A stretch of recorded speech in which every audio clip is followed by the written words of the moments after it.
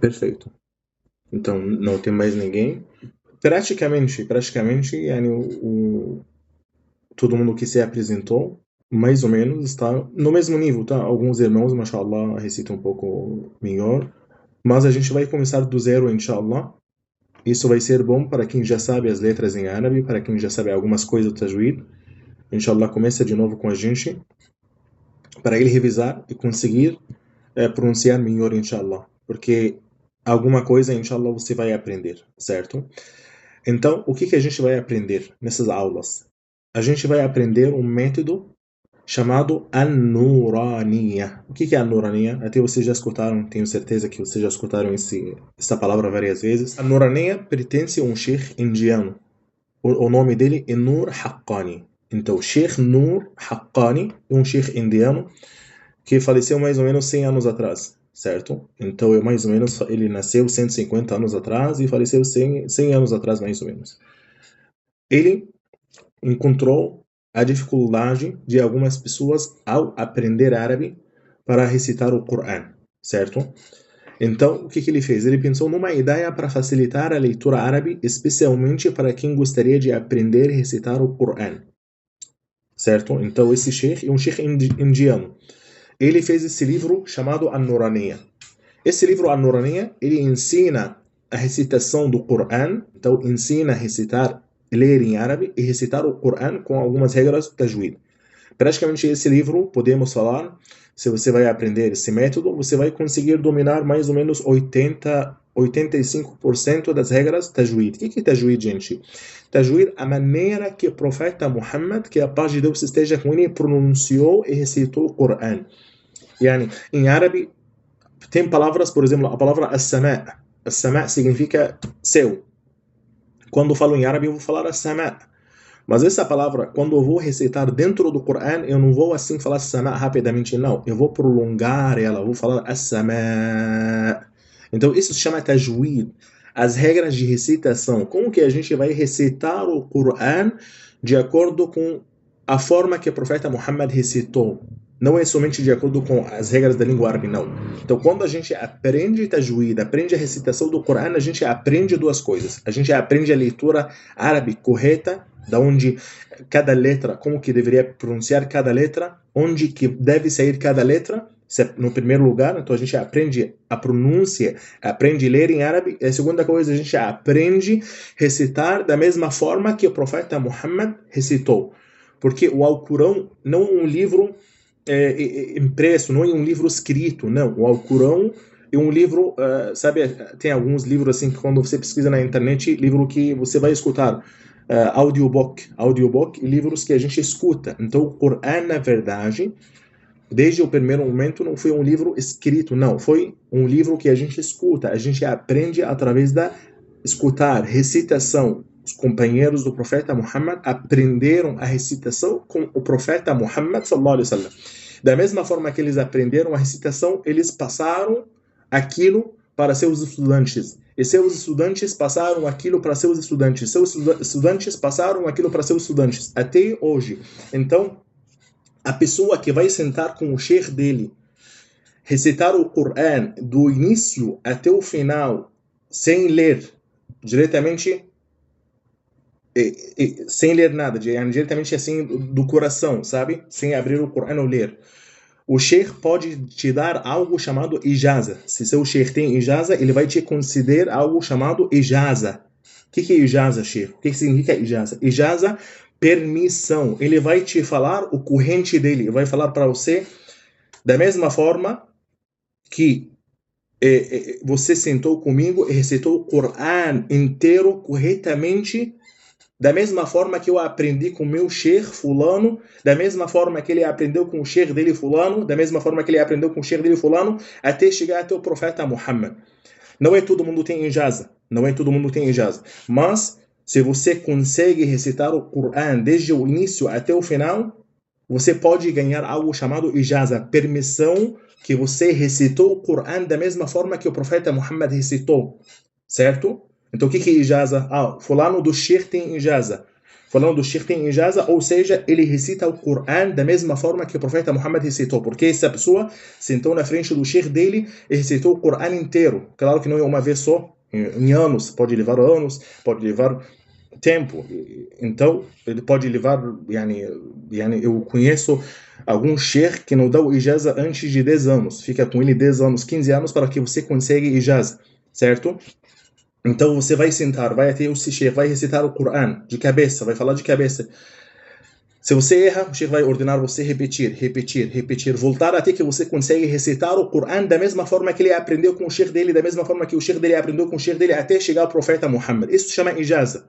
Certo? Então eu vou mostrar para vocês um exemplo para que vocês consigam, deixa aqui compartilhar a tela com vocês, aí com vocês, inshallah, conseguem entender o que é ijaz, certo? A gente hoje tá assim, batendo o papo para a gente conseguir entender. Deixa aqui compartilhar a tela com vocês, certo?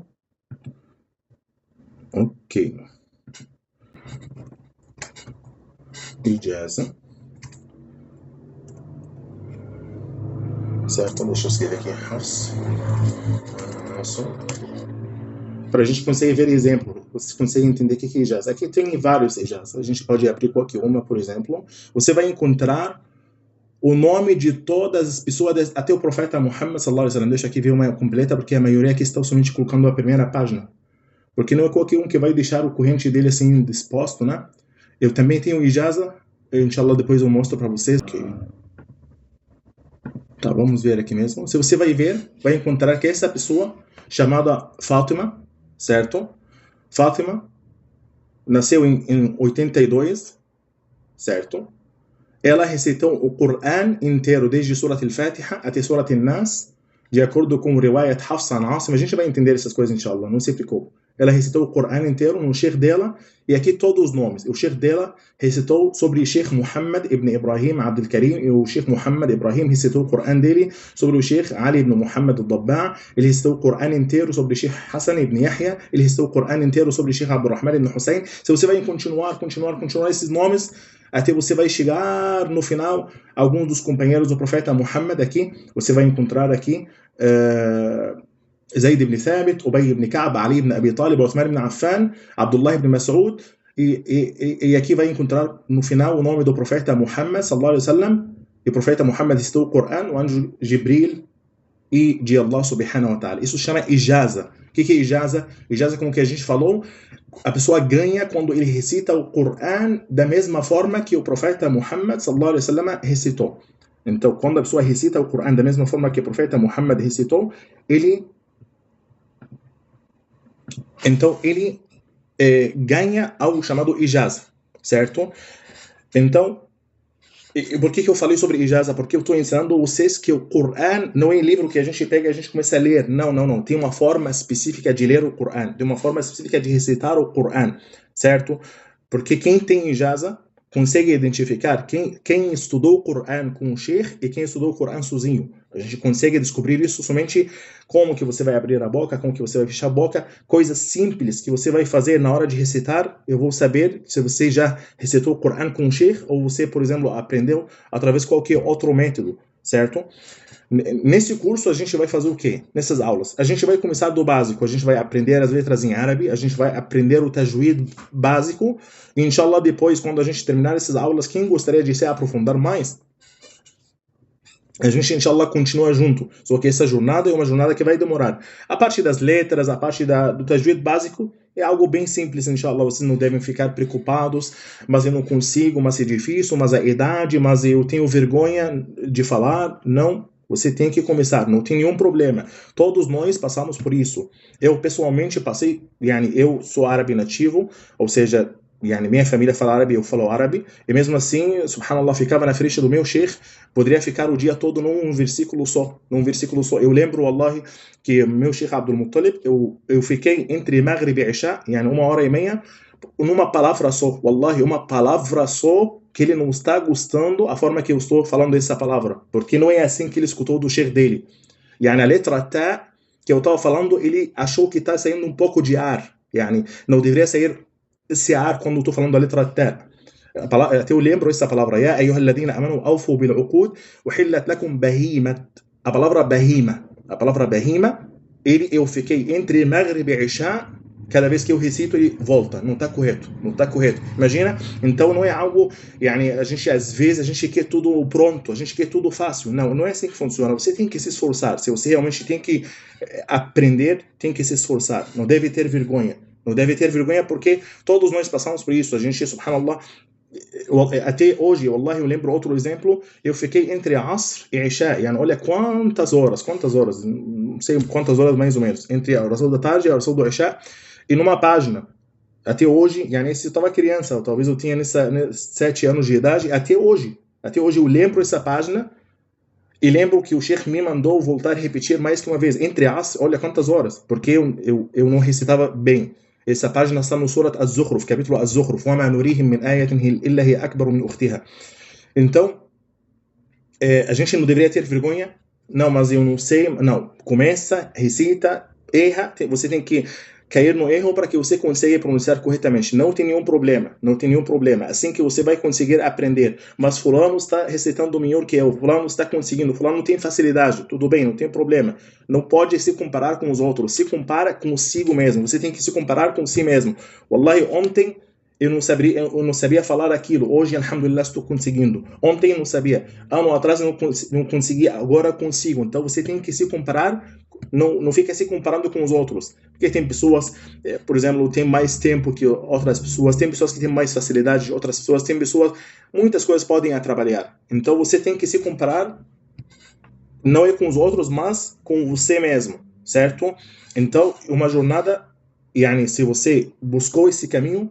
Então você tem que realmente ter esse esforço. Esse esforço vai ser um esforço recompensado. A gente sabe que tem um hadith bonito do profeta Muhammad sallallahu alaihi wasallam em que ele fala: "Alladhi yaqra'u al-Qur'ana wa yataka'ka'u fihi wa huwa 'alayhi shaqun lahu ajran."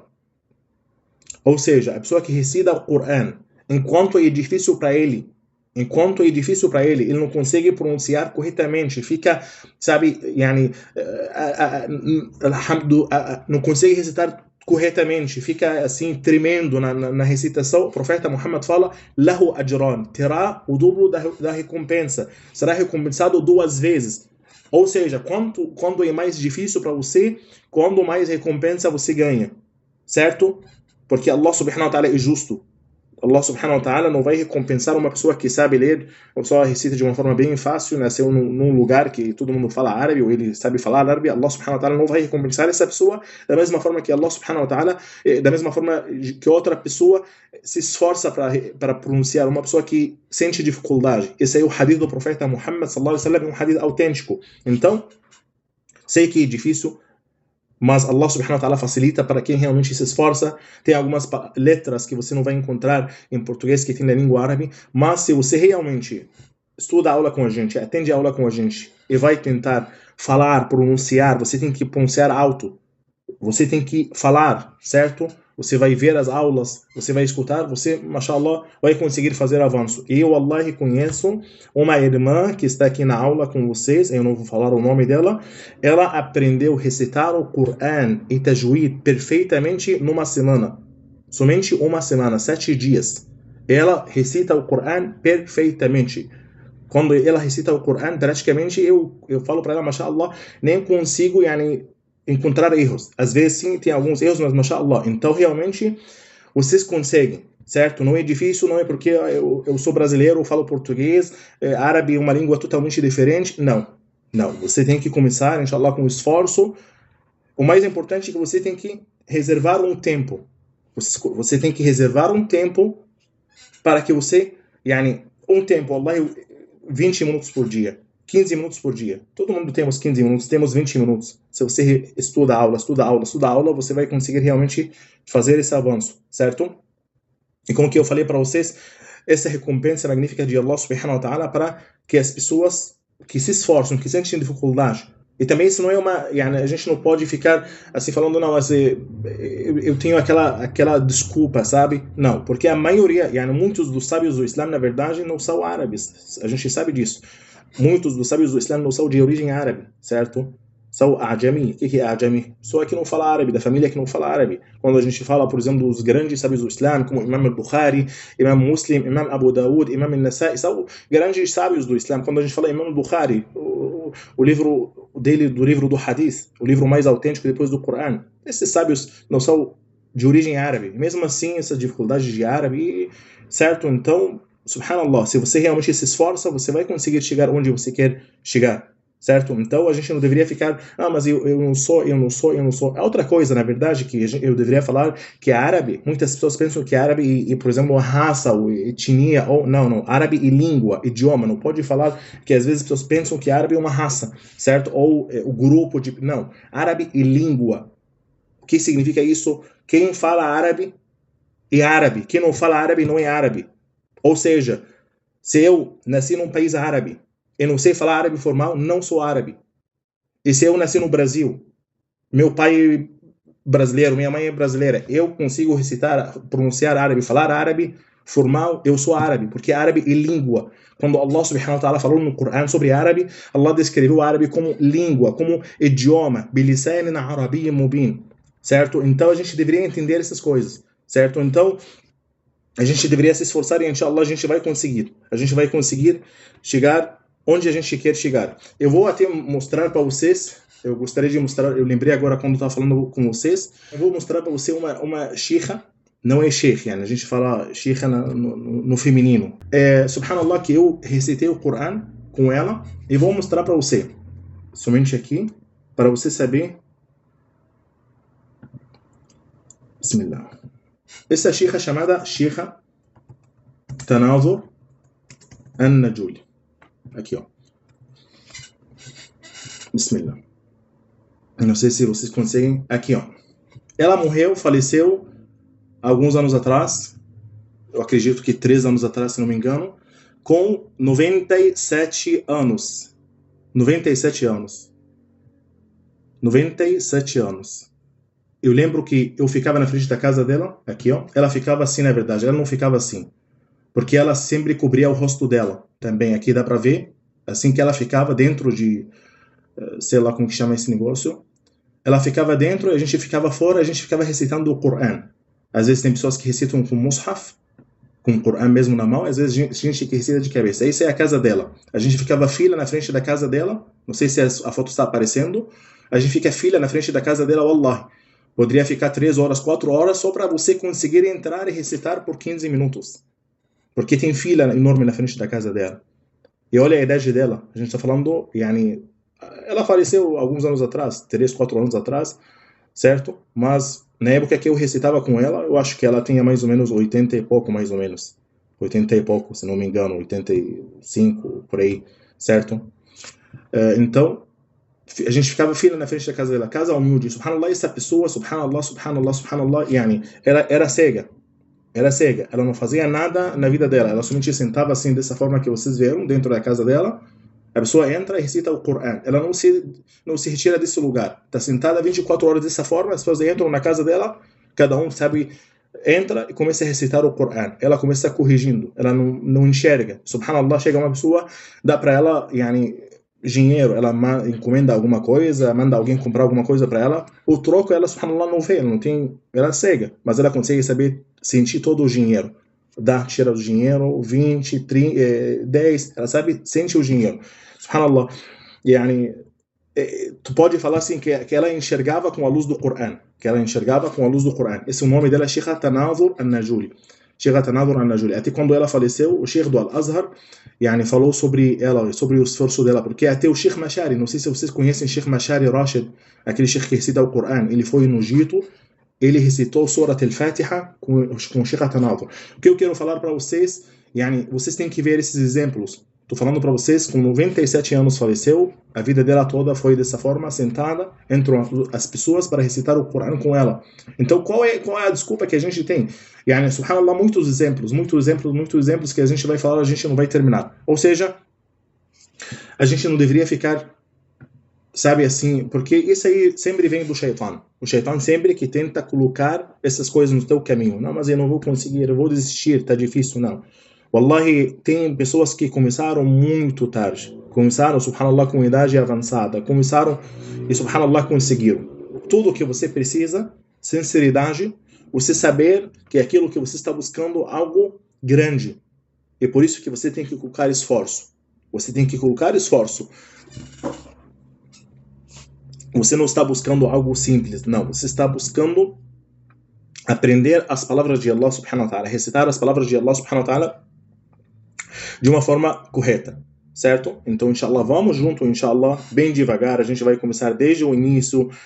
Não deve ter vergonha. A gente vai aprender, inshallah, junto. Você tem que praticar. Por favor, reserva um tempo. Não chega assim, eu tenho algo errado que uma pessoa pode fazer. Chegar do primeiro dia, eu vou ficar 10 horas por dia, 5 horas por dia. Aí não consegue. Não.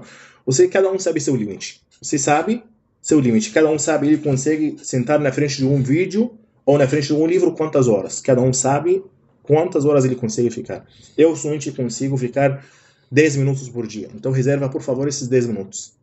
Não vem, não, eu vou ficar 3 horas, aí você não vai conseguir continuar. Sempre começa com calma, começa pequeno, começa devagar, para que você, inshallah, consiga fazer esse avanço.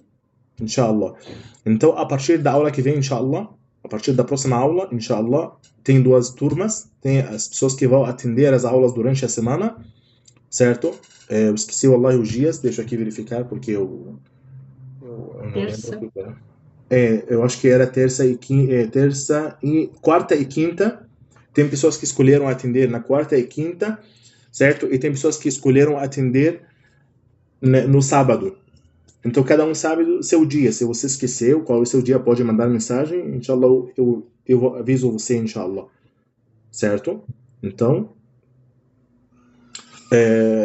isso que eu quis falar para você sobre essas aulas. O livro An-Nuraniya tem mais ou menos 17 aulas. Está dividido em 17 aulas, certo? 17 capítulos. Cada capítulo leva uma aula para ensinar, certo? A gente, inshallah, vai junto devagar, não tem medo de pronunciar. Assim que você vai aprender, a gente vai começando das letras.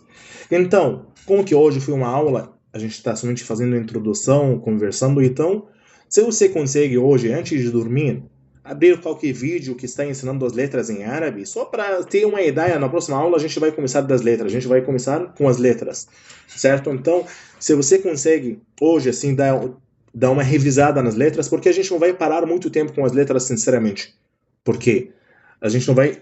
A língua árabe tem mais ou menos 29 letras. Por que eu falei mais ou menos? Porque tem, na verdade, divergência. Alguns falam que a língua árabe tem 27, outros falam que tem 28, outros falam que tem 29, outros falam que tem 30, outros falam que tem 31. Tem divergência entre os sábios, o que faz letra, o que faz parte da língua árabe e o que não faz parte. E alguns consideram Hamza como letra. Então, é uma questão técnica, não faz sentido.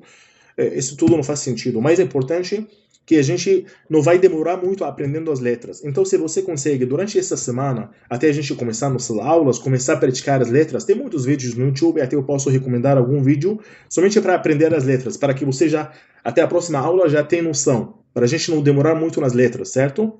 Porque esse é o básico. Depois das letras, inshallah, a gente já vai começar falando, inshallah, sobre tashkil e as outras coisas. Perfeito, irmãos e irmãs? Tudo certo?